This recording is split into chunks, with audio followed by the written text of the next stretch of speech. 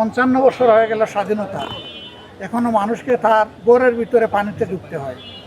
এখনো মানুষ ঘর থেকে বের হতে পারে না, নামলেই হাঁটু পানি, কোমর পানি। তো এখন তো পানি কিছুটা কমে গেছে। সকালবেলা পানির কি ভয়াবহতা ছিল এখানে যারা ভুক্তভোগী তারাই কেবল বুঝতে পেরেছে।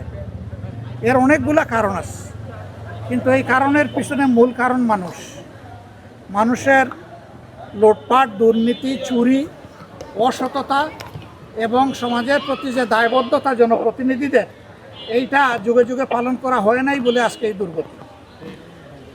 এটা দূর করতে হবে।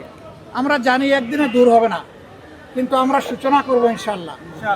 আমরা আমাদের অবস্থান থেকে আজকে চেষ্টা করেছেন আমাদের সহকর্মীরা মানুষকে পাড়ে একটু সহযোগিতা করতে, বিভিন্ন ভ্যান ভাড়া করে ঘরে ঘরে একটু খাবার পানি পৌঁছায় দেওয়ার চেষ্টা করেছেন। রান্না করা খাবার, শুকনা খাবার একটু দিয়েছেন, কিন্তু এগুলো সমাধান না ভাই, এগুলো সাময়িক সহযোগিতা। আমরা এর সমাধান চাই। সমাধান নিয়ে আমি সংসদে কথা বলেছি। এ পর্যন্ত উচ্চ পর্যায়ের 2টা মিটিং হয়েছে আমার সাথে, এবং আমরা আশা করছি যে একটা সমাধানে আমরা ইনশাল্লাহ পৌঁছতে পারব। আমরা সমাজের সকলের সহযোগিতা চাই।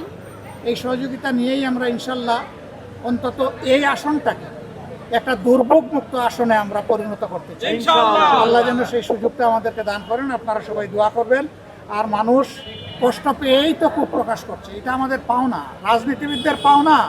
যুগে যুগে আমরা তাদের সাথে যে আচরণ করেছি, এই আচরণের কারণেই আজকে এই ক্ষোভ তখনই মিটবে যখন তারা দৃশ্যমান কোনো উন্নয়ন দেখবে। এই সমস্যার যখন দীর্ঘস্থায়ী সমাধান দেখবে, তখন এই ক্ষোভটা মিটে যাবে ইনশাল্লাহ। এটা থাকবে না, তখন এই ক্ষোভটাই দোয়ায় পরিণত হয়ে যাবে। আমরা সেই দোয়া এবং ভালোবাসার জায়গা তৈরি করতে চাই। আপনারা দোয়া করবেন।